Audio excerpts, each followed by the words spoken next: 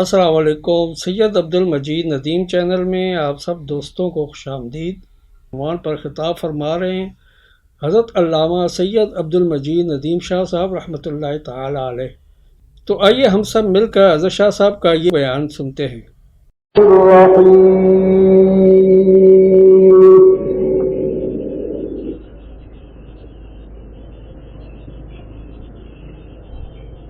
وجاهدوا في الله حق جهاده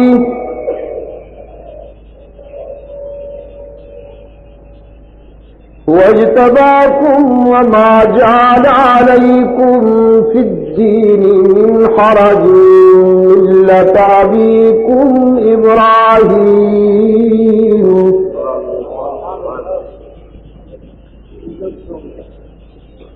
هو سماكم المسلمين من قبل وفي هذا ليكون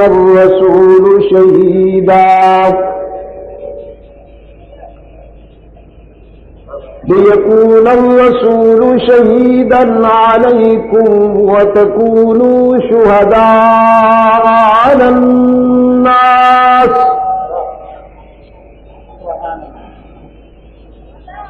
فأقيموا الصلاة وآتوا الزكاة واعتصموا بالله هو مولاكم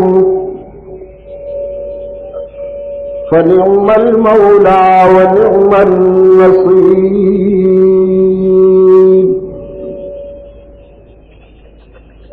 وقال الله تبارك وتعالى في مقام آخر: إن الله اشترى من المؤمنين أنفسهم وأموالهم بأن لهم الجنة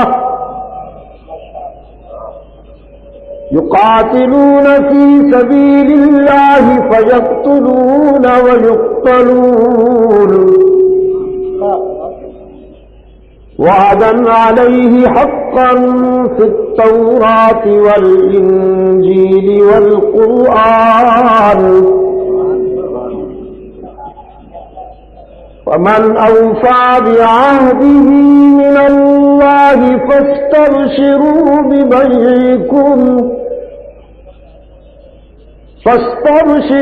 ببيعكم الذي بايعتم به وذلك هو الفوز العظيم.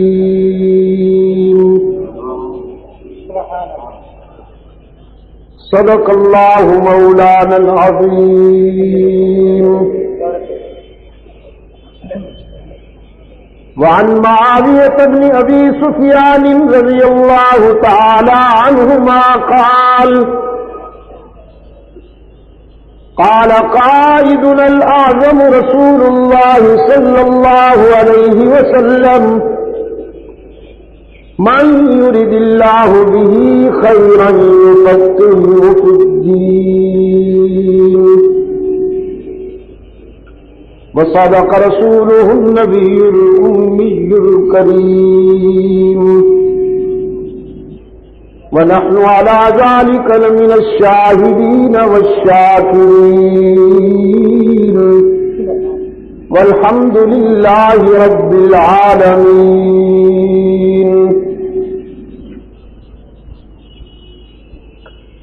صدر اجلاس و صدر جماعت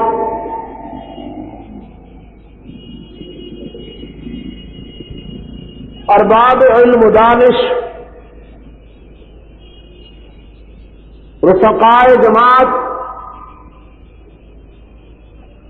محترم بزرگوں اور عزیز دوستوں،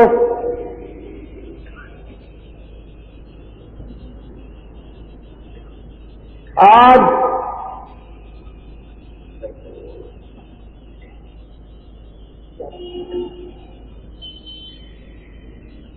یہ کانفرنس جو 27 اگست کو شروع ہوئی تھی، 1986 27 اگست ہم یہاں شاہ ولی اللہ روڈ پر کراچی میں دعوت و تبلیغ کی نسبت سے جمع ہیں.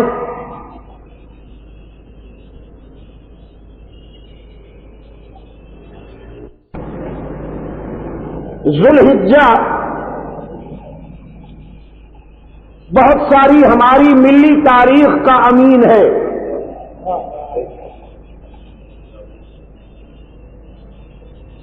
یہ ماہ مبارک ہر سال ملت اسلامیہ کو اپنے شاندار ماضی کے حوالے سے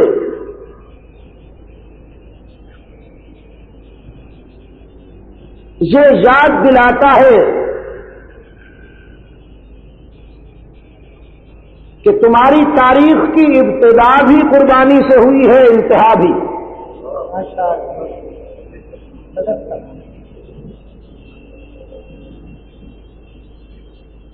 اس مبارک مہینے کی 10 تاریخ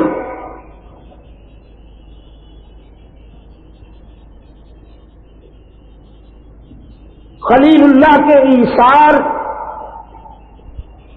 اور ذبیح اللہ کے ذوق تسلیم و رضا کی یاد دلاتی ہے.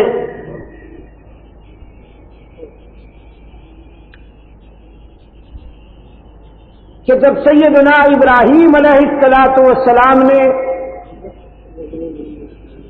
امتثال امر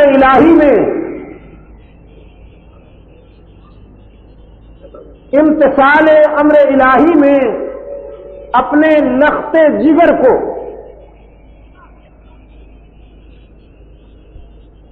منزل عشق پر قربان کر کے قصر ملت کا سنگ بنیاد رکھا.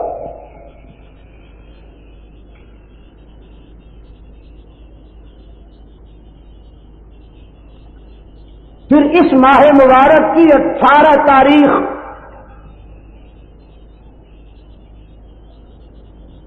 صبر و رضا کے اس کوہ گراں کے صبر استقامت کی یاد دلاتی ہے.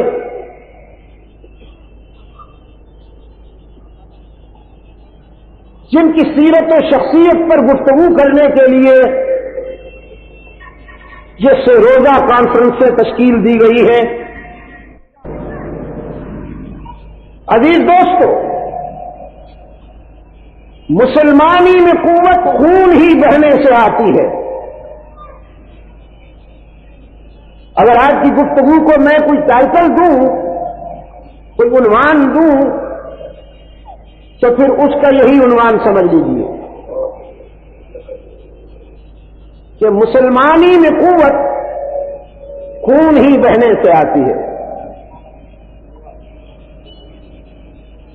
قبریں سجانے سے نہیں آتی،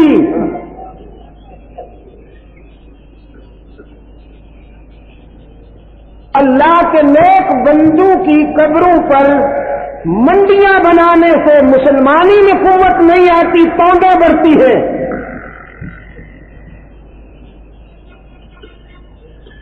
توندے بڑھتی ہیں، باڈی میں اضافہ ہوتا ہے، بیلنس میں اضافہ ہوتا ہے، بینک بیلنس میں. لیکن مسلمانی میں قوت خون ہی بہنے سے آتی ہے. اسلام کا حرف اول ایثار اور قربانی سے شروع ہوتا ہے. ملت ابراہیمی کی بنیاد ہے خلیل اللہ کا کردار.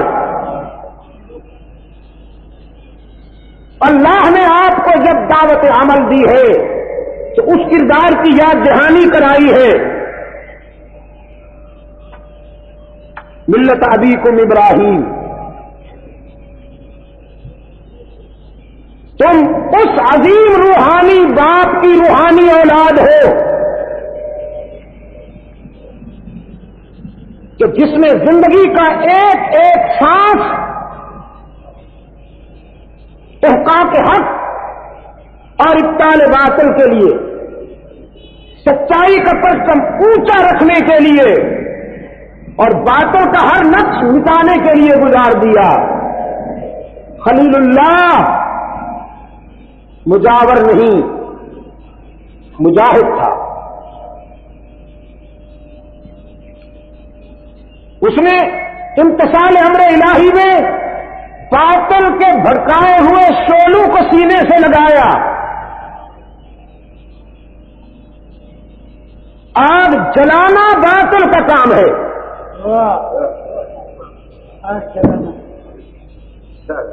ارباب علم و دانش یاد رکھیے، اسلام تخریب کار نہیں ہے.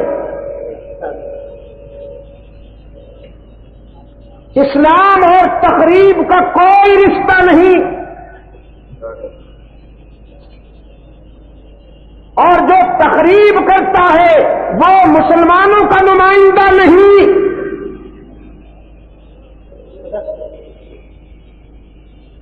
آگ جلانا، آگ بھڑکانا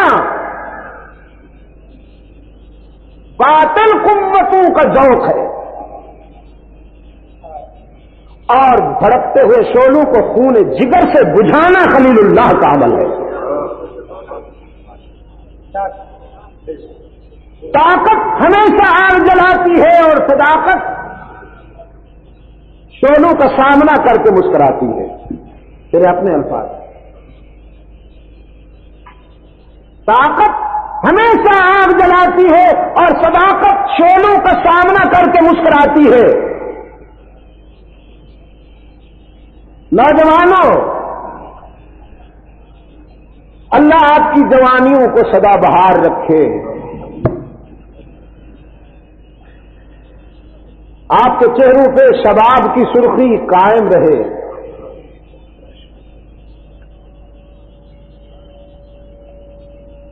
اپنی جوانی کو اور اپنے شباب کو اللہ کی طرف سے امانت سمجھ کر سنبھالیے.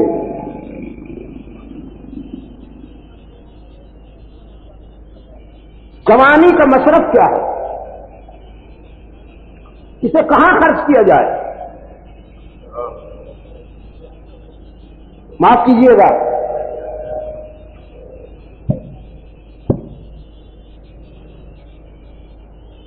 اگرچہ ذرائع ابلاغ نے میرے عزیز نوجوانوں کو مس گائیڈ کیا ہے. جوانی قوموں کے اجتماعی وجود میں روح کا کردار ادا کرتی ہے. جس قوم کی جوانی بگڑ جائے وہ قوم دیر تک زندہ نہیں رہ سکتی. اس لیے کہ جوانی روح انقلاب ہوا کرتی ہے. اور تقسیم کے بعد سب سے بڑی ٹریجڈی یہی ہوئی، سب سے بڑا المیہ یہی ہوا کہ اس ملک کی جوانی کو پٹڑی سے اتارنے کے لیے ریڈیو، پریس بولے کتے کی طرح پیچھے پڑ گئے، بولے کتے کی طرح.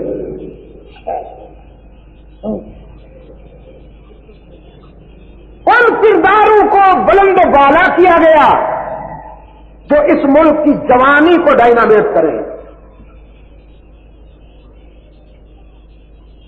انہیں بلندیاں ملی، انہیں وی آئی پیز میں شامل کیا گیا، انہیں آج بھی کریڈٹ دیے جاتے، قومی اعزازات سے نوازا جاتا ہے ان کرداروں کو جو ناچتے ہیں، پھرکتے ہیں، جو جسم بیچتے ہیں اور اپنے جسم کی مختلف حرکتیں بیچتے ہیں،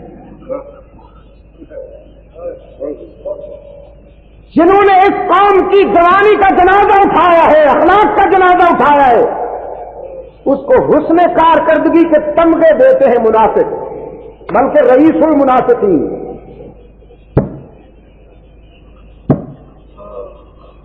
توبہ توبہ کے نعرے لگا کے پیتے ہیں اور کوئی پوچھنے والا نہیں، کوئی پوچھنے والا نہیں. اور ماشاءاللہ انہیں 1.5 فٹ کی داڑھیوں والے مذہبی سہارے بھی میسر آ گئے ہیں.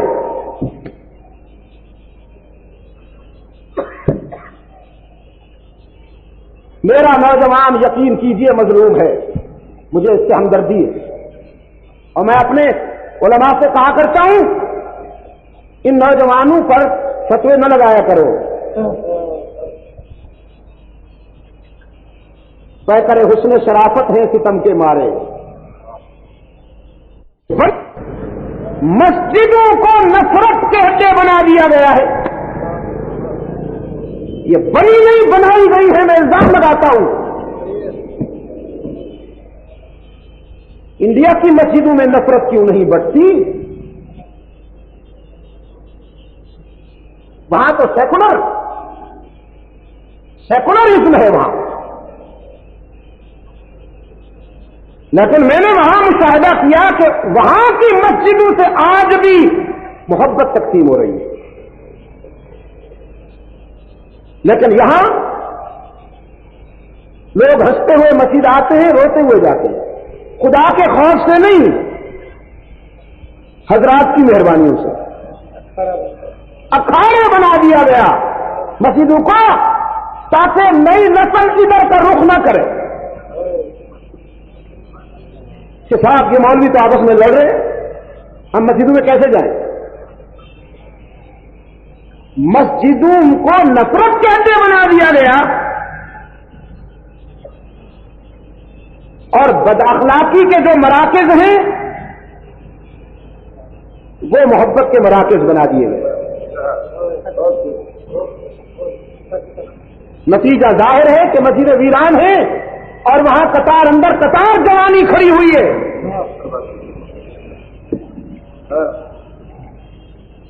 زہر کو میٹھا لگا دیا گیا.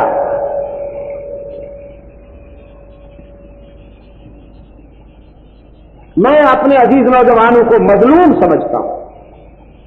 یہ مظلوم ہے. ان کے خلاف بہت گہری سازش ہوئی ہے،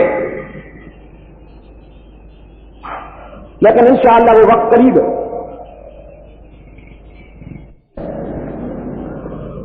اللہ نے جن دوستوں کو جوانی دی ہے جو زندگی کے اس مرحلے سے گزر رہے ہیں، انہیں خلیل کی جوانی دعوت فکر دے رہی ہے کہ اپنا شباب اور اپنی قوت کو باطل کے نقوش مٹانے میں اور سچائی کا پرچم بلند کرنے میں خرچ کرو. شولوں میں کودے اس کی مرضی کے لیے، اس کی مشیت پر وطن چھوڑا، امتثال امر الہی میں اہلیہ اور لخت جگر کو ویرانے میں بٹھایا.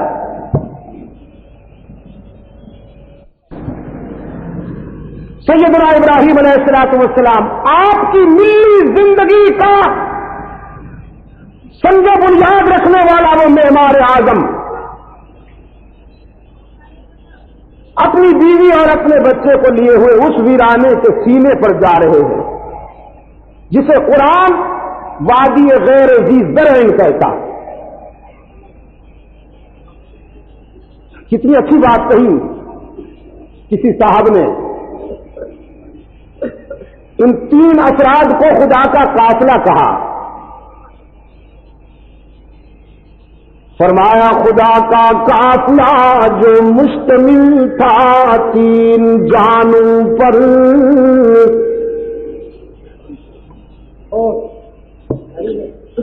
خدا کا قافلہ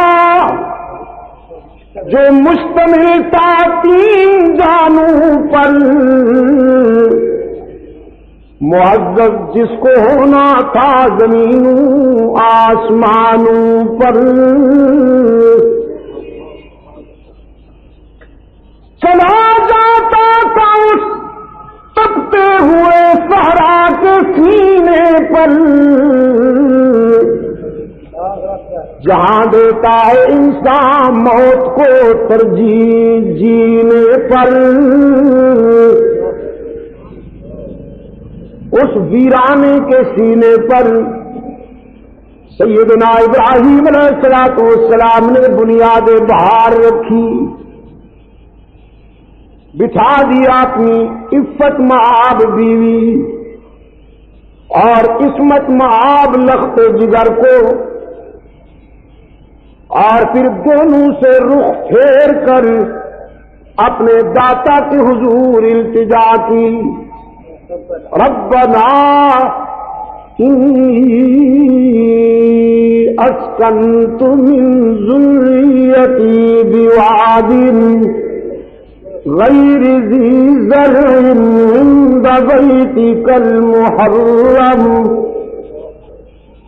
ربنا ليقيموا الصلاة فاجعل أفئدة من الناس تهوي إليهم وارزقهم من الثمرات لعلهم يشكرون۔ اے ہمارے رب،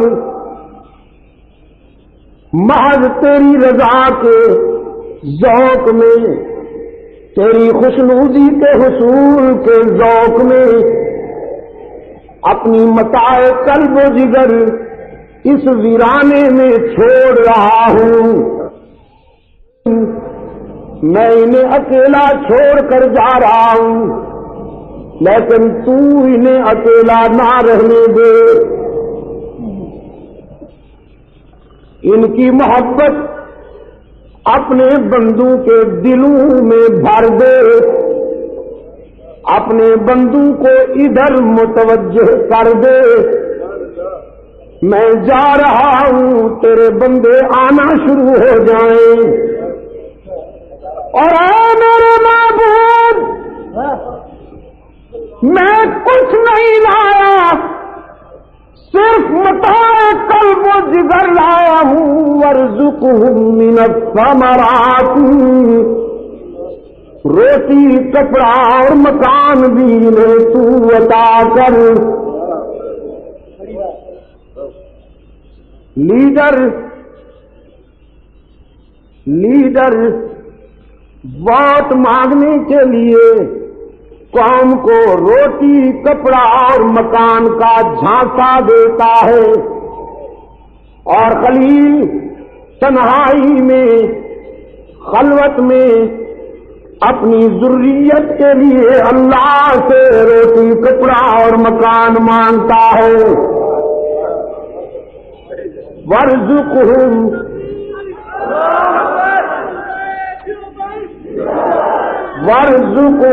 من الثمرات لعلہم یشکرون۔ الہ العالمین، تو انہیں رزق عطا فرما، اور رزق بھی دال روٹی نہیں مانگا، رزق بھی ثمرات مانگے، فروٹ مانگے۔ اے اللہ، تازہ انگور کھلائی نے، تازہ سیب کھلائی نے۔ روح کائنات خلیل کی اس ڈیمانڈ پہ حیران تھی، کیا مانگتا ہے اور کہاں مانگتا ہے؟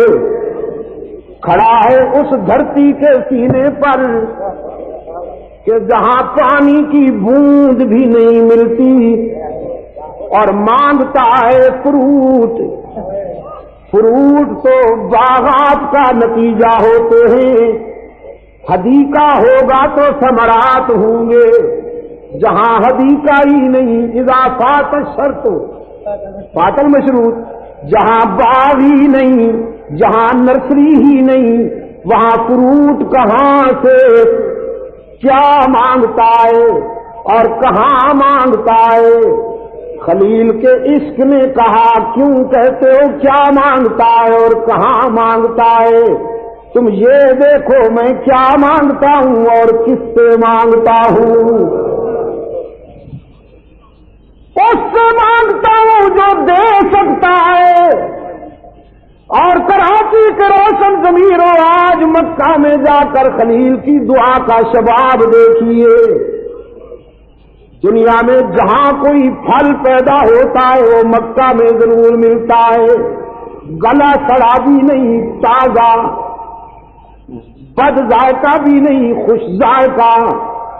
یہاں کے پھل یہاں اتنے لذیذ نہیں ہوتے جتنے مکہ میں لذیذ بن جاتے ہیں، اس لیے کہ جب پھلوں کی پیٹیاں مکہ کے بلدیاتی حدود میں داخل ہوتی ہیں تو ان میں خلیل کی دعا کی تاثیر شامل ہوتی جاتی ہے۔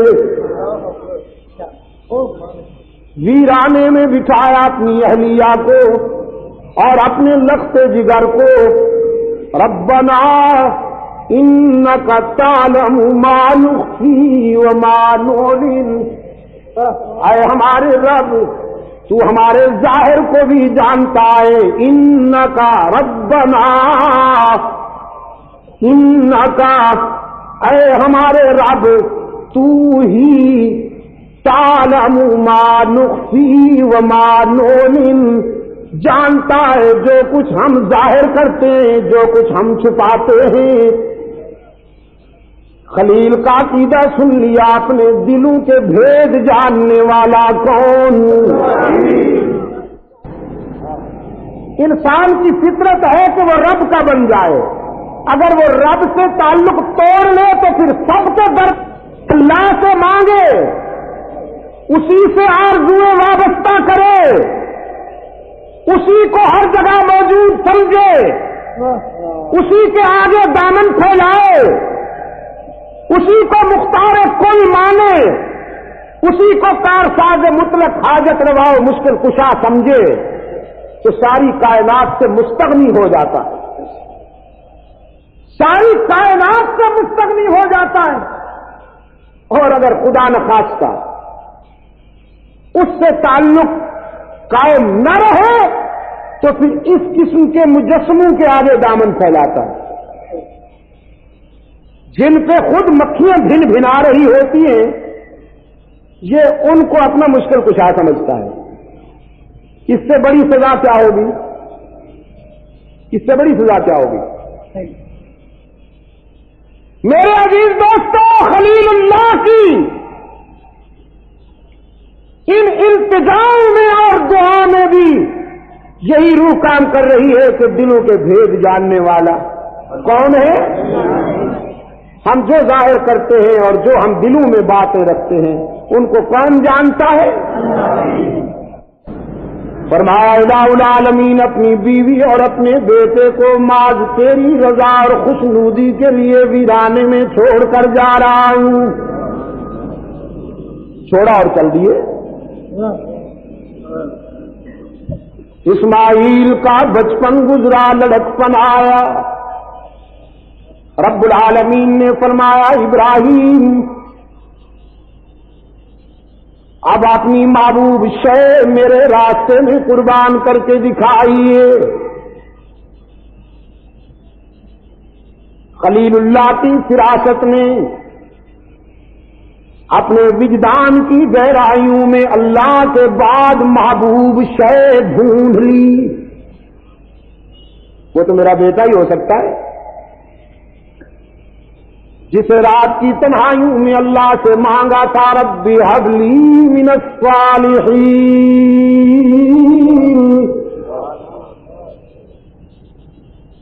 کراچی کے روشن ضمیروں، پیغمبر کی دعا کتنی جامع اور کتنی مکمل ہوتی ہے. صرف یہ نہیں کہا کہ بیٹا دے دے جیسے ہم اور آپ مانگتے ہیں، یا اللہ بیٹا دے دے، یا اللہ بیٹا دے دے. چاہے وہ جب 20 سال کی عمر کا ہو ایسے کردار کا مظاہرہ کرے کہ خاندان بھر کی عزت کا جنازہ نکل جائے اور پھر باپ صاحب کہیں کاش کمبخت تو پیدا ہی نہ ہوا ہوتا، وہ تو ایسا بنے گا تو تیرے جنم کے دن ہی میں گلا گھونٹ دیتا. نہ گلا گھونٹنے کی ضرورت ہے نہ پچھتانے کی، بس صرف اتنی گزارش ہے اللہ سے جب مانگا کیجئے تو دعائے خلیل کی اتباع کر کے عرض کیا کیجئے اے اللہ نیک اولاد عطا فرما. حضرت زکریا علیہ السلام نے بھی جب اللہ سے مانگا فرمایا ربی ہب لی ہنالک دعا زکریا ربہ قال ربی هب لي من لدنك ذرية طيبة. یہ خلیل نے بھی التجا کی ربی هب لي من الصالحين. ضعیفی اور بڑھاپے کے زمانہ میں اللہ نے بیٹا عطا فرمایا. چاہتے ہیں خلیل، چاہتے ہیں. حق تعالی نے فرمایا پھر اب قربان کیجیے اپنی محبوب شہ کو میرے راستے میں. تیار ہو کر آئے، خنجر تیز کر کے بیٹے کو منزل عشق پر لے گئے، سامنے کھڑا کیا، فرمایا انی ارا فی المنام انی اذبحک فانظر ماذا ترى. لخت جگر خواب دیکھ کر آیا ہوں کہ خنجر میرا ہے، گلا تیرا ہے اور منشا پروردگار کی ہے. تو اب بتائیے کہ آپ کا رد عمل کیا ہے؟ ذبیح اللہ نے بلا تاخیر عرض کر دیا یا ابت افعل ما تؤمر. ابا حضور جو حکم ملا ہے وہ کر کے دکھائیے. یہ پوچھنے کی باتیں نہیں ہے، کر گزرنے کی منزل ہے. فرمایا بیٹے میں تو تیار ہو کر آیا ہوں لیکن تو جو ابھی کم سن ہے. فطرت مسکرائی. پیغمبر کم سن ہونے کے باوجود کوتاہ نظر نہیں ہوا کرتے، بالغ نظر ہوا کرتے ہیں. اسماعیل نے یقین دہانی کرا دی. ابا حضور آپ اللہ کے اذن اور اللہ کے امر کی اطاعت میں جو کرنا ہے کیجیے. ستجدنی انشاء اللہ من الصابرین. مجھے آپ انشاءاللہ صبر کرنے والوں میں سے ہی پائیں گے. قرآن پاک نے فرمایا فلما اسلما وتلہ للجبین. دونوں تیار ہو گئے. کون دونوں؟ دونوں پیغمبر تیار ہو گئے، ایک خنجر چلانے کے لیے، دوسرا گلا جھکانے کے لیے. اس قصبے کو قرآن نے اسلما کے الفاظ سے معنون کیا. اسلما، اسلام، اسلما، اسلام اور اسلما یہ گویا تسلیم کے دو رخ. اسلام نام ہی اسی کا کہ امتثال امر الہی میں صبر و رضا کا پیکر بن جانا. دونوں تیار ہو گئے. خلیل بھی یہ نہیں کہتا الہ العالمین جسے رو رو کے مانگا اسے ذبح کر دوں، اور اسماعیل بھی نہیں کہتا کہ ابھی تو میری زندگی کی ابتدا ہے، ابھی تو میں نے کون سے دن گزار لیے ہیں زندگی کے، بچپن میں لڑکپن میں ہی ذبح ہو جاؤں. دونوں آمادہ ہو گئے. تسلیم و رضا کے معیار پہ دونوں پورے اترے. خلیل اللہ نے خنجر چلایا اور اسماعیل نے گلا جھکایا. بس ان دونوں کا کام یہاں تک تھا. وہ خنجر چلا دیں اور وہ گردن جھکا دیں. موت و حیات کا مالک تو وہی ہے. گلا کٹنے نہیں پایا. قرآن کہتا ہے وَفَدَيْنَاهُ بِذِبْحٍ عَظِيمٍ. ہم نے اسے ذبح عظیم سے بدل دیا. ایک جانور ذبح ہو گیا. اسماعیل سلامت رہے. خلیل نے دیکھا کہ بیٹا تو سلامت ہے، جانور ذبح ہو گیا. سوچنے لگے کہیں نشانہ خطا تو نہیں ہوا.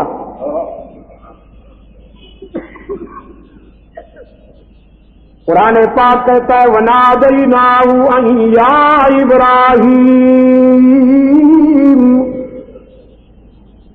ہم نے اپنے خلیل کو پکارا.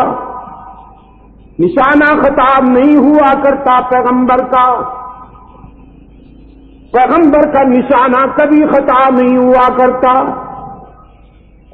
اس لیے کہ وہاں تو وما رمیت اذ رمیت ولکن اللہ رما کا ضابطہ کار فرما ہوتا ہے۔ تو پھر الہ العالمین میں نے تو بیٹے کے گلے پہ خنجر چلایا تھا، یہ تو جانور ذبح ہو گیا ہے۔ رب العالمین نے فرمایا میرے خلیل انا کذالک نجزی المحسنین، ہم وفاؤں کا صلہ وفاؤں سے دیا کرتے ہیں۔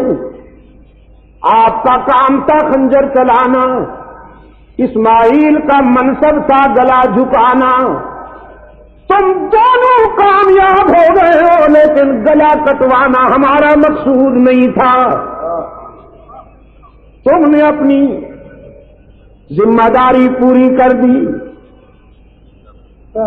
مبارک دیتا ہوں تمہیں، کامیاب ہو گئے ہو۔ لے جاؤ اپنے لگتے جگر کو، ہاجرہ کی ممتا بے قرار ہوگی۔ عزیز دوستو، یہ ہے سنگ بنیاد ملت ابراہیمی کی تاریخ کا، یا قصر ملت اسلامیہ کا سنگ بنیاد۔ اب آئیے مکتب مصطفی کی طرف، رحمت عالم صلی اللہ علیہ وسلم کے مکتب کی طرف۔ یہاں جو انسان تیار ہوئے انہوں نے اللہ کے راستے میں ہنس ہنس کر جانے دی یا رو رو کر؟ میں یہ ایسے نہیں پوچھ رہا، اس کا ایک مطلب ہے۔ رحمت عالم صلی اللہ علیہ وسلم کے غلاموں نے راہ حق میں ہنس ہنس کر جانے دی یا رو رو کر؟ مسکرا مسکرا کر نا۔ تو میں نے اس دن ایک بات کہی تھی، میں دہراتا ہوں آج صدر اجلاس کی اجازت سے، مسجد میں اسے میدان میں کہنا چاہتا ہوں۔ محمدی دارالعلوم کا ایک فیض یافتہ، کملی والے کے مکتب کا ایک شاگرد موت سے آنکھیں چار کیے کھڑا ہے،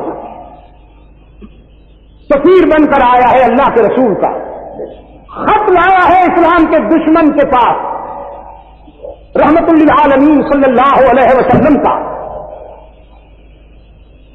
عامر بن طفیل کے دربار میں سفیر رسول حضرت حرام ابن ملحان کھڑے ہیں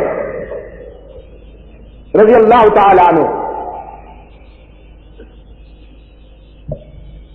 عامر کے دربار میں رحمت عالم صلی اللہ علیہ وسلم کا شاگرد جب آیا تو سر اونچا کر کے آگے بڑھتا رہا اور مکتوب رسالت عامر کو سونپا۔ عامر بن طفیل کے لیے مسلمان کی یہ ادا کہاں قابل برداشت تھی کہ وہ میرے سامنے جھکائی نہیں؟ اس کے دربار کے یہ آداب تھے کہ جو بھی آئے سر جھکا کے آئے، لیکن محمد عربی صلی اللہ علیہ وسلم کا نمائندہ یہ بتانا چاہتا تھا، سنگینوں کے اور تلواروں، نیزوں اور بھالوں کے ہجوم میں یہ بتانا چاہتا تھا کہ مسلمان کا سر صرف اللہ کے آگے جھکتا ہے اور کسی کے آگے نہیں جھکا کرتا۔ سر بلند ہو کے آیا، مسلمان صرف اللہ کے آگے سر نگو ہوتا ہے، بندوں کے آگے سر نگو نہیں ہوتا، سر بلند ہوتا ہے۔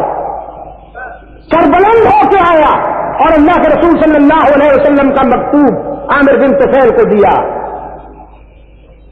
اس شقی نے مکتوب رسالت کا مطالعہ کرنے کے بعد بنا پر کمینگی کی حد کی کہ مکتوب رسالت کو ٹکڑے ٹکڑے کیا اور خط کے ٹکڑے سفیر رسول حضرت حرام ابن ملحان کے منہ پہ دے مارے۔ حرام کی آنکھیں سرخ ہو گئی۔ عامر بن طفیل نے عقب میں بیٹھے ہوئے ایک قبائلی درندے کو اشارہ کیا جس نے پشت کی جانب سے نیزہ پھینکا، عامر بن طفیل کی پشت میں لگا اور وہ نیزہ سینے سے پار ہو گیا، خون فوارہ بن کر نکلا۔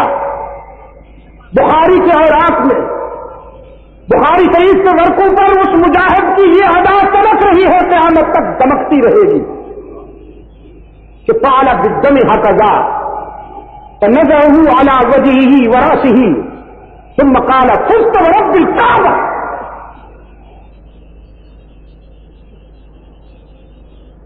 ابھرتے ہوئے خون سے اپنے دونوں ہاتھوں کو بھرا اور خون کا چلو بھر کر اپنے چہرے پہ ملا، پھر اپنے سر پہ ملا اور پھر نعرہ لگایا، رب کعبہ کی قسم سے میں کامیاب ہو گیا، مجھے تو منزل مل گئی۔ رب کعبہ کی قسم سے مجھے تو منزل مل گئی، میں کامیاب ہو گیا۔ عامر بن طفیل کے دربار میں بیٹھے ہوئے قبائلی ایک دوسرے کو سوالیہ نظروں سے دیکھتے ہیں، یہ کیسے لوگ ہیں، مر رہا ہے اور کہتا ہے مجھے منزل مل گئی، یہ موت سے نہیں ڈرتے، موت ان سے ڈرتی ہے۔ پھر آگے چل کر انہی میں سے جو عامر بن طفیل کے دربار میں بیٹھے تھے متعدد کرداروں نے جب اسلام قبول کیا تو کہنے لگے اظہار تو ہم آج کر رہے ہیں، اصل میں ہم اسی دن مسلمان ہو گئے تھے جس دن عامر بن طفیل کے دربار میں رحمت للعالمین کے غلام نے بوقت شہادت یہ نعرہ لگایا تھا، رب کعبہ کی قسم سے میں کامیاب ہو گیا۔ ہمارے ضمیر نے اسی دن تسلیم کر لیا تھا کہ یہ مذہب جھوٹا نہیں ہو سکتا، جس کے ماننے والے موت سے نہیں ڈرتے، موت ان سے ڈرتی ہے۔ شہید قرآن کی زبان میں زندہ ہوتا ہے، شہید قرآن کی زبان میں زندہ ہوتا ہے۔ قرآن کہتا ہے شہید کو مردہ کہو بھی نہیں، مردہ سوچو بھی نہیں، اس لیے کہ شہید کی موت پوری قوم کی زندگی کی تمہید بنتی ہے۔ قومیں زندہ ہوا کرتی ہیں شہیدوں کی موت سے، یہ قوم زندہ نہیں ہوئی اسماعیل شہید کی موت سے۔ میں آپ سے پوچھتا ہوں یہ آزادی کی دولت جو آپ کو ملی ہے، قربانیاں دینے والوں کے نتیجے میں اللہ نے کرم کیا نا، یا انگریز کے گھوڑے خرخرا کرنے والوں کی مہربانیوں سے آپ کو یہ آزادی ملی ہے؟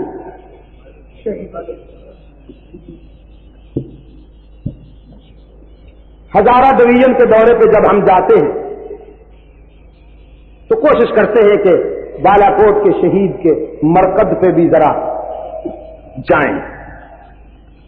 ابھی میرا بھائی جس طرح کے فرما رہے تھے، اللہ والوں کے مرکز پر ہم جایا کرتے ہیں اس لیے کہ وہاں جا کر موت یاد آتی ہے، ہم اللہ سے دعا کرتے ہیں کہ الہ العالمین اپنے ان بندوں کے راستے پر ہمیں بھی چلنے کی توفیق عطا فرما۔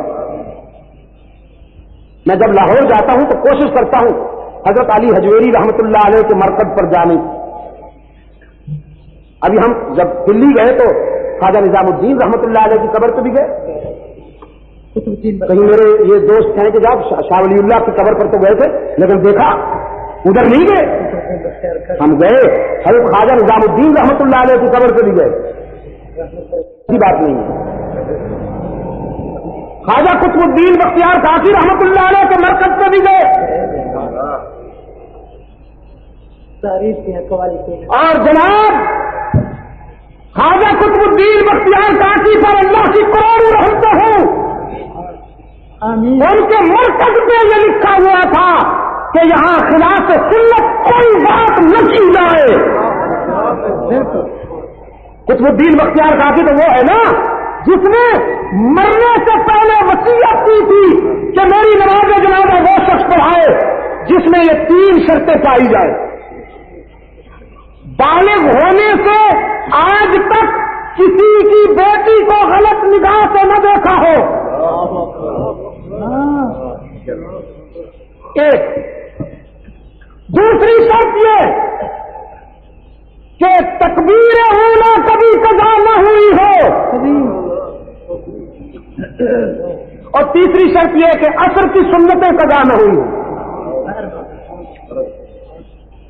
فرض نہیں، سنتیں بھی مؤکدہ نہیں، غیر مؤکدہ، عصر کی سنتیں.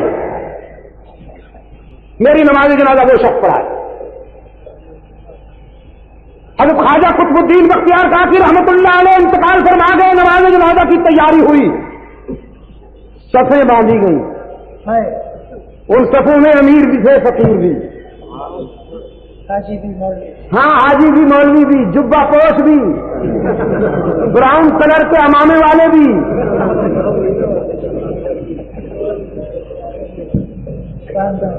جبہ دستار کے نامور شاہکار. جب اعلان ہوا حضرت کے خدام میں سے کسی نے اعلان کیا وصیت ہے مرحوم کی، جو شخص ان 3 شرطوں پہ پورا اترتا ہے وہ نماز جنازہ پڑھانے کے لیے آگے بڑھے. سب چپ ہو گئے. ہاں کچھ سچائی کا زمانہ تھا، ورنہ آج تو اگر ایسی بات کی جائے تو جبہ دستار کے مالک کبھی میں سب سے بڑا، لیکن وہ بہتر دور تھا. سب نے کہا جناب کسی ایک پر تو شاید کوئی پورا اتر جائے، لیکن یہ 3 شرطوں پر پورا اترنا ہمارے بس میں تو نہیں. ہزاروں کا استعمال ہے صلاح کا، اور بار بار اعلان کیا جا رہا ہے جو شخص ان 3 شرطوں پر پورا اترتا ہے وہ آگے بڑھے. تو پھر ایک شخص آگے نکلا. وہ کوئی گدی نشین تعویذ فروش نہیں تھا، وہ اس وقت کا بادشاہ سلطان شمس الدین التمش. پھر ولایت کسی گھر کی لونڈی نہیں ہے کہ صاحب یہ کسی خاص خاندان کے لیے مخصوص ہے. نہیں، مسند اقتدار پر بیٹھنے والے بھی کچھ ایسے یزداں شناس اور باخدا ہو سکتے ہیں. رحمت اللہ علیہ سلطان شمس الدین التمش آگے بڑھے، آنکھیں برس رہی تھی، آنسو کی برسات میں کہنے لگے میرے رب اور میرے درمیان یہ راز تھا. کیا ہے؟ میں زندگی بھر کے لیے یہ راز رکھنا چاہتا تھا، لیکن قطب الدین پر اللہ کی رحمتیں ہوں کہ آج انہوں نے مجھے ظاہر کر دیا. قطب الدین پر اللہ کی رحمتیں ہوں کہ آج مجھے اس نے ظاہر کر دیا. میں خود کو ظاہر نہیں کرنا چاہتا تھا. الحمدللہ کہ آج تک کسی کی بیٹی کو غلط نگاہ سے نہیں دیکھا.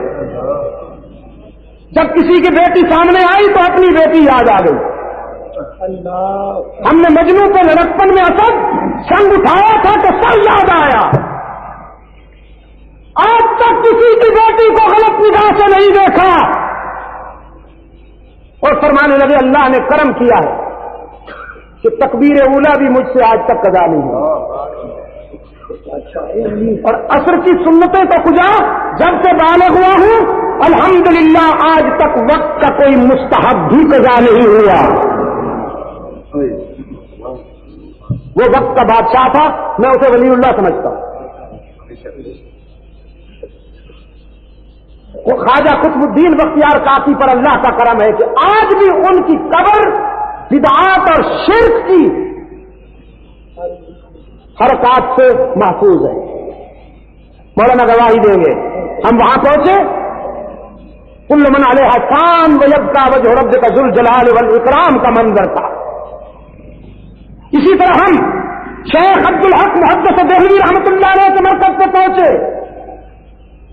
ہم جایا کرتے ہیں اللہ کے بندوں کے مرکز پر. شاہ اسماعیل شہید کی قبر پہ بھی ہزارہ ڈویژن کے سفر پہ جاتا ہوں تو کوشش کرتا ہوں کہ وہاں حاضری دوں. اب بھی اپریل میں ہم نے وہاں پر 3 روزہ کانفرنس رکھی.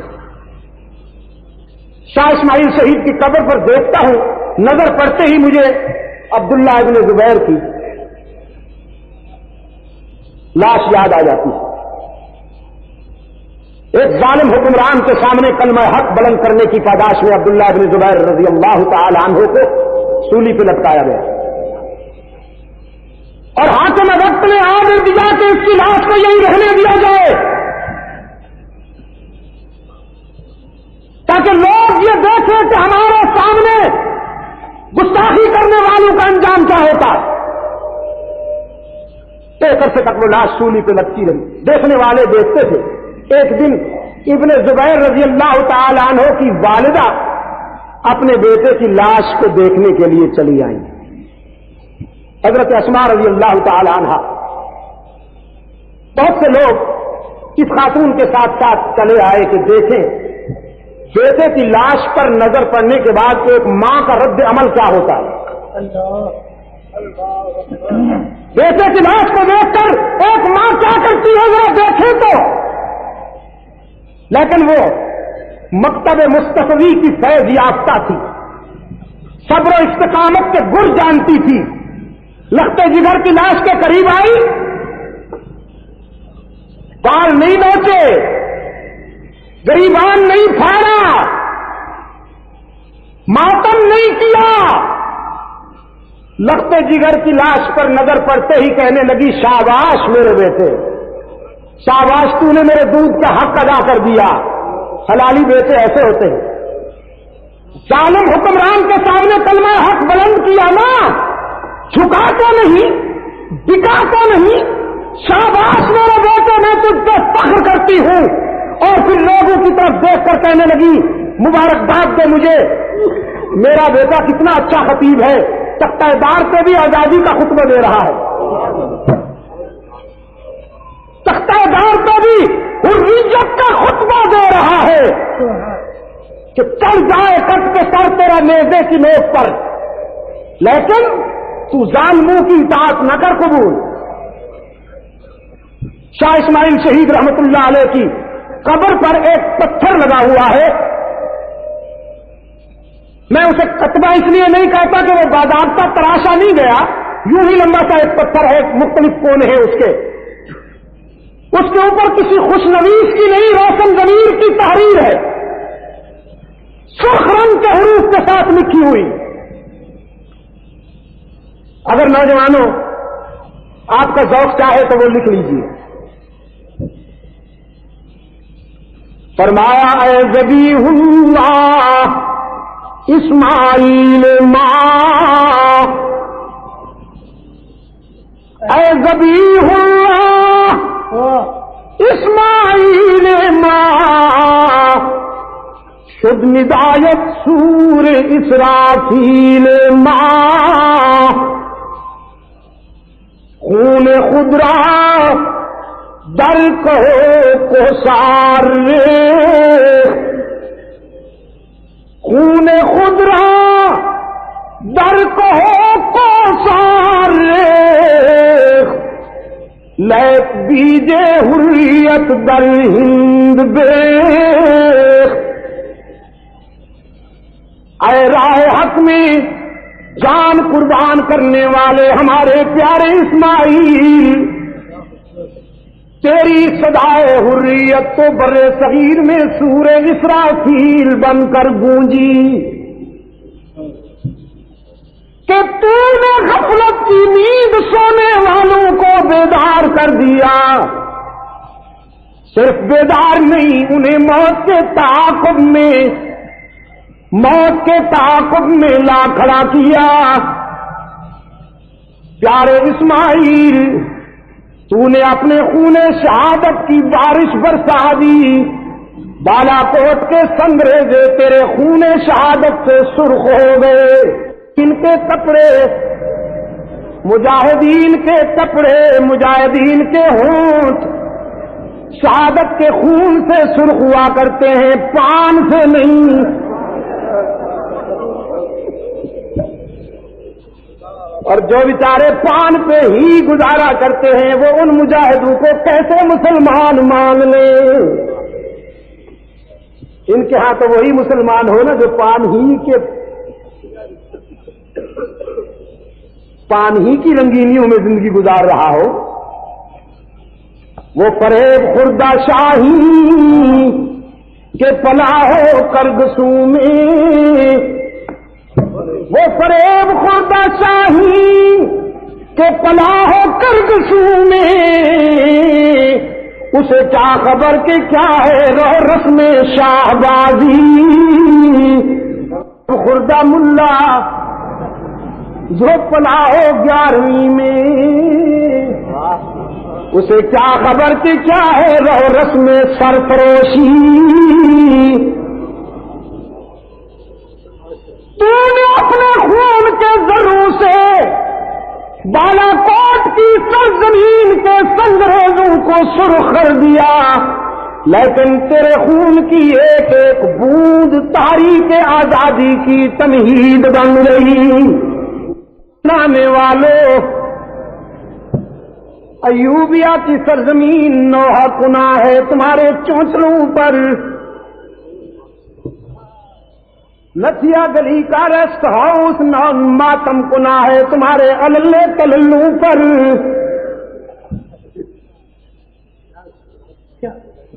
معطل کرتے ہو اس بیچارے کو جس نے تمہارے عمل کی تقلید کی ہے، خود استعفیٰ کیوں نہیں دیتے ہو؟ اس بیچارے نے کوئی بڑا جرم تو نہیں کیا، تم طوائفوں کو تمغے دیتے ہو، اس نے طوائفوں سے بغل گیر ہو کے ناچ کر لیا، بڑی اس سے زیادہ غلطی ہو گئی۔ ہائے، قربانیاں دینے والے جان دے گئے تمہاری آزادی کے لیے، اور آج تم کہاں پہنچے ہو؟ جلتا ہے جن کا خون چراغوں میں رات بھر، جلتا ہے جن کا خون چراغوں میں رات بھر، ان غمزدوں سے پوچھ کبھی قیمت سحر،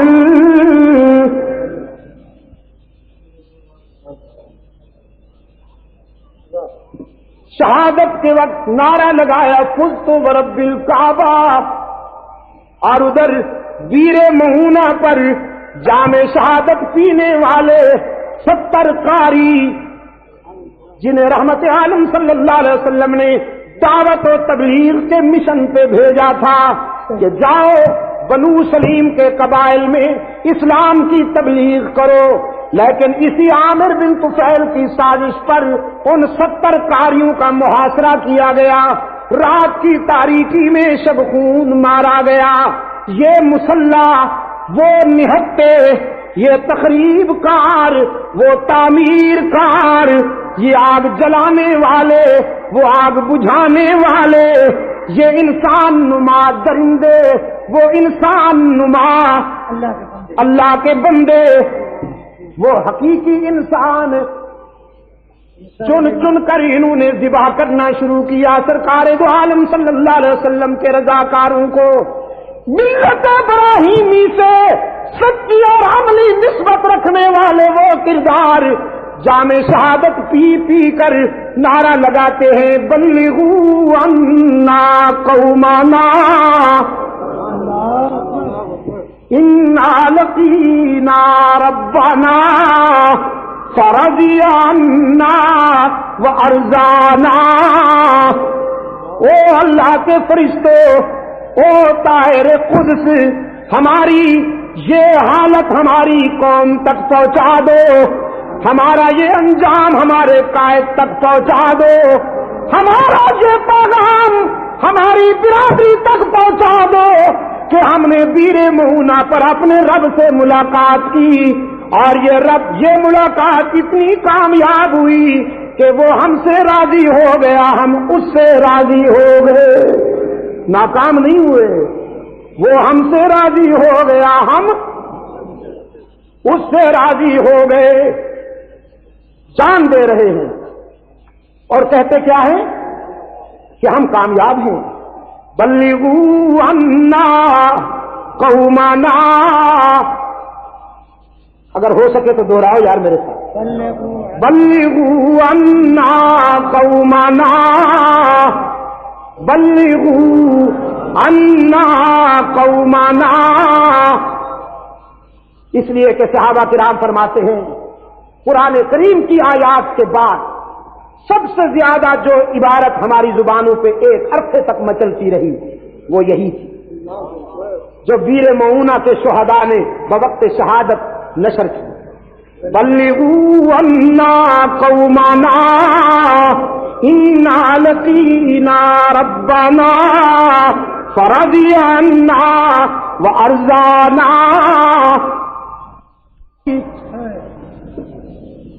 وہ پیکر رحمت، وہ حریف جاں کا بھی چارہ گر، وہ قاتل کو معاف کرنے کا ذوق رکھنے والا محمد صلی اللہ علیہ وسلم، وہ فاتح بن کر مکہ میں داخل ہونے والا، لا تثریب علیکم اليوم کا پیغام نشر کرنے والا رحمت للعالمین، جب اپنے شاگردوں کی یہ مظلومیت سنتا ہے بے ساختہ آنکھیں برستی ہیں، آنسو کی برسات میں قنوت نازلہ پڑھتے ہیں، صبح کی نماز میں رکوع کے بعد اور سجدے میں جانے سے پہلے کھڑے ہو جاتے ہیں رحمت عالم، اور ان ظالموں کے لیے ہلاکت کی دعا کرتے ہیں جنہوں نے بیر معونہ پر تبلیغی جماعت کے رضاکاروں کو ذبح کیا تھا۔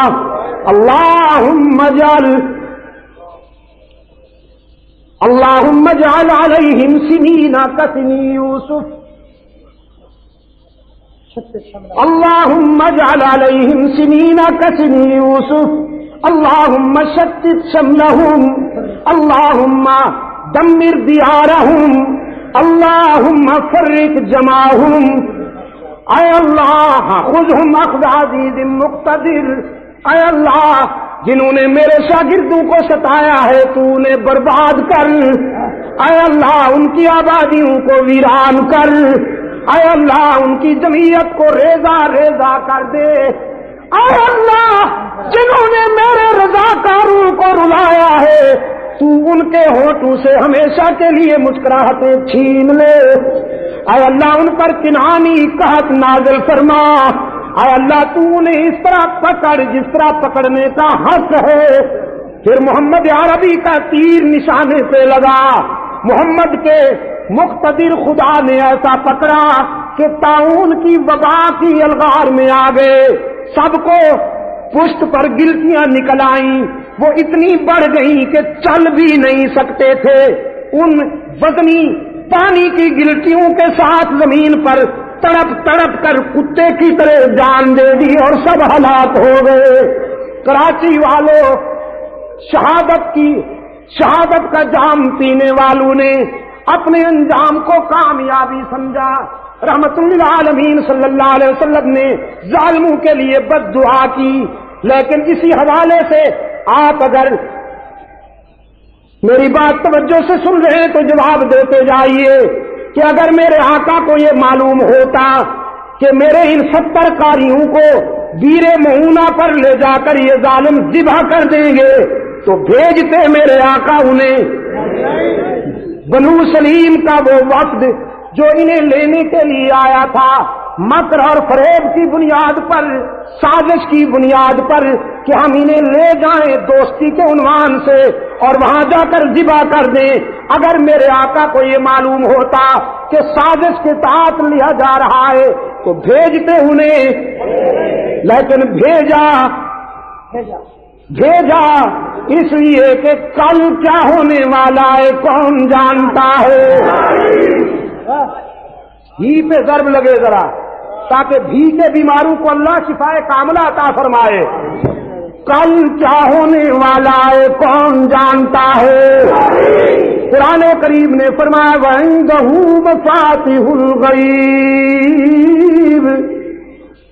لَا يَعْلَمُهَا إِلَّا هُوَ وَيَعْلَمُ مَا فِي الْبَرِّ وَالْبَحْرِ وَمَا تَسْقُطُ مِنْ وَرَقَةٍ إِلَّا يَعْلَمُهَا وَلَا حَبَّةٍ فِي ظُلُمَاتِ الْأَرْضِ وَلَا رَطْبٍ وَلَا يَابِسٍ إِلَّا فِي كِتَابٍ مُبِينٍ۔ غیب کی چابیاں کس کے پاس ہیں؟ غیب کی چابی نہیں، چابیاں وَعِندَهُ مَفَاتِحُ الْغَیْبِ، چابی نہیں، کیز ناٹ کی، اسی کے پاس ہے غیب کی چابیاں، چابیوں کا گچھا۔ جزاک اللہ، صدر ہو تو ایسا ہو۔ اسی کے پاس ہے غیب کی چابیوں کا گچھا، اس میں چھوٹیاں بھی بڑی بھی،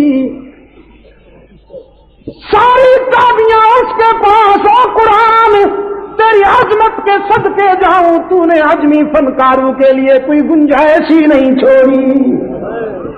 اگر ایک چابی کی بات ہوتی تو فنکار کہتے بڑی چابی رب کے پاس ہے اور چھوٹی چابیاں حضرت صاحب کو نجی بات کرو۔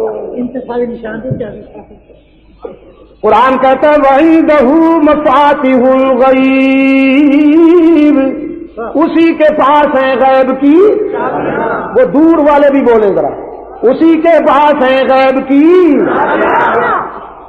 لا يعلمها الا هو، کوئی نہیں جانتا مگر، کوئی نہیں جانتا مگر اللہ ہی، باقی وہی جانتے ہیں جنہیں وہ بتائے،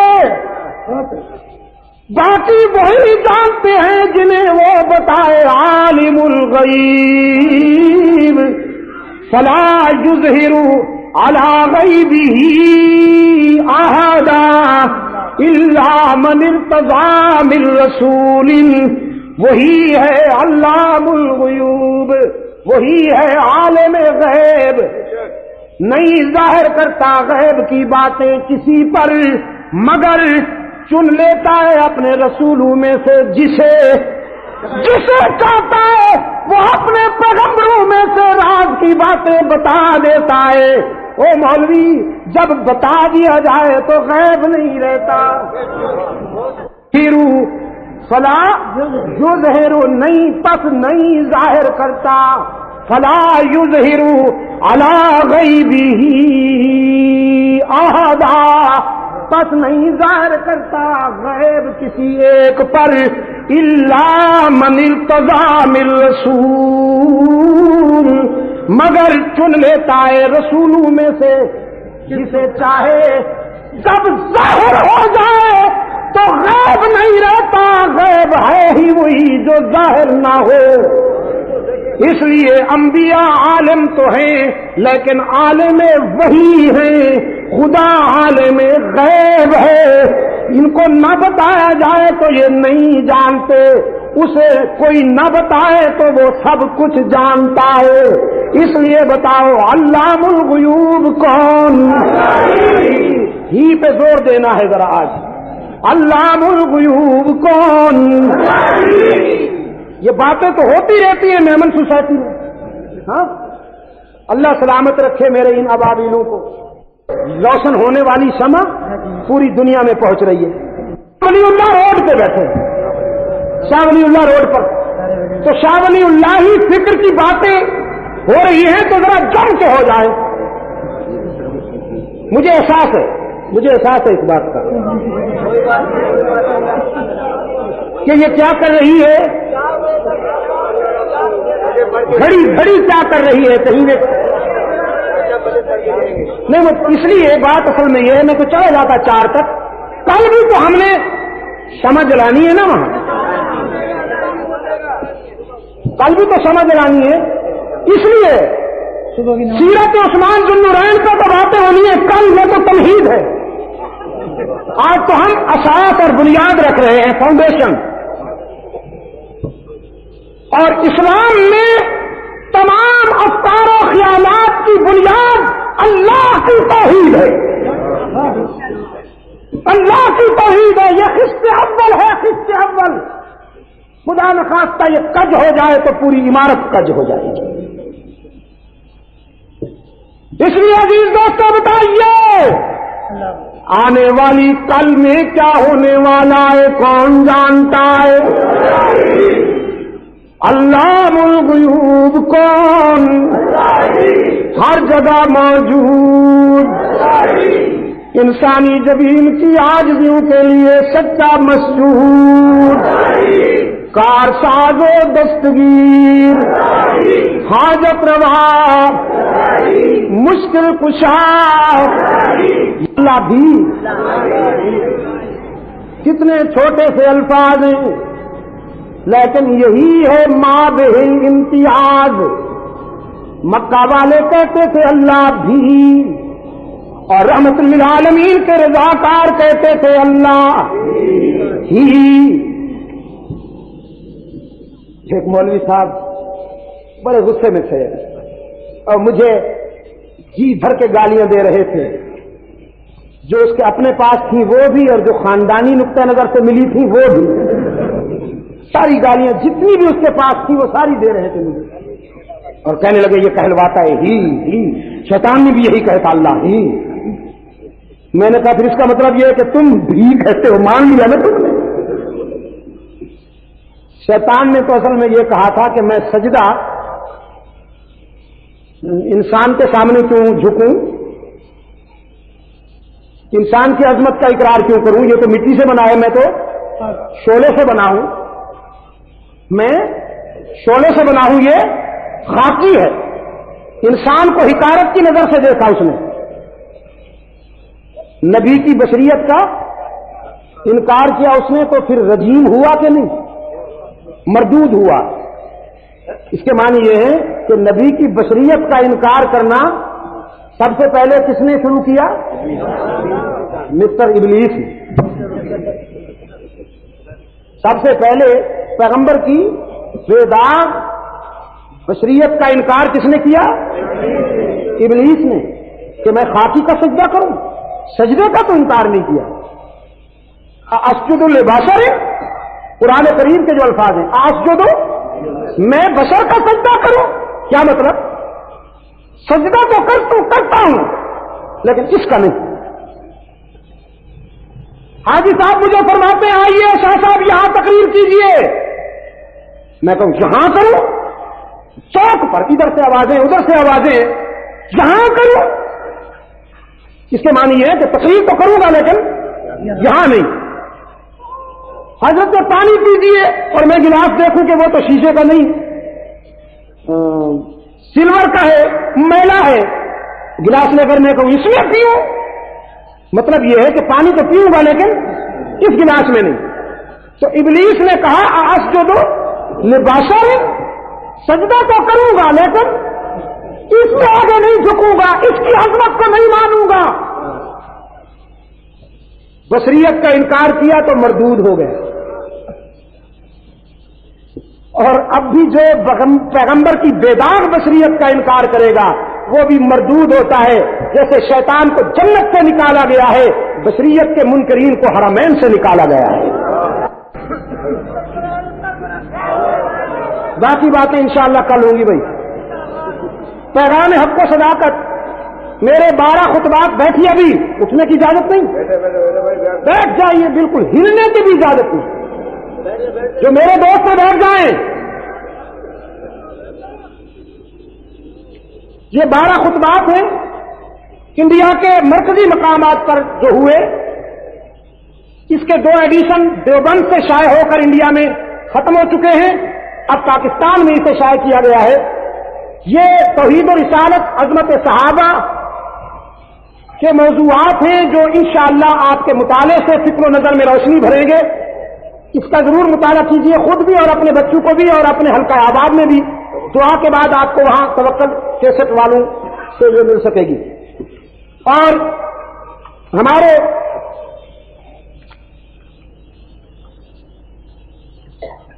एक अजीज हैं अब्दुल लतीफ साहब, उनके वालिद हाजी कासिम साहब इंतकाल कर गए हैं। अल्लाह ताला उन्हें गरीक रहमत फरमाए, उनके लिए आपने दुआ करनी है। हाजी ताहिर मोहम्मद साहब के लिए भी आपने दुआ करनी है, मेमन बिरादरी के एक बुजुर्ग। और इसी तरह अम्मा आयशा मरहूमा के लिए भी आपने दुआ मग़फ़िरत करनी है। दूसरे कुछ बीमारों के लिए अहबाब ने दरखास्त की है कि अल्लाह से दुआ करें, अल्लाह उन्हें शिफा कामिला अता फरमाए। उनके लिए भी आपने दुआ करनी है अल्लाह से। کل زندگی رہی تو انشاءاللہ سعید آباد میں گفتگو ہوگی. اللہم صلی علی سیدنا و مولانا محمد النبی الامی وعلی آلہ وصحابہ وبارک وسلم. ربنا آتنا فی الدنیا حسنہ وفی الآخرۃ حسنہ وقنا عذاب النار. اللہم احفظنا من کل بلاء الدنیا وعذاب الآخرہ. اللہم ارنا الحق حقا وارزقنا اتباعہ وارنا الباطل باطلا وارزقنا اجتنابہ منہ. اے اللہ عالم اسلام کی مدد فرما. مسلمان جہاں کہیں مظلوم ہیں ان کی دستگیری فرما.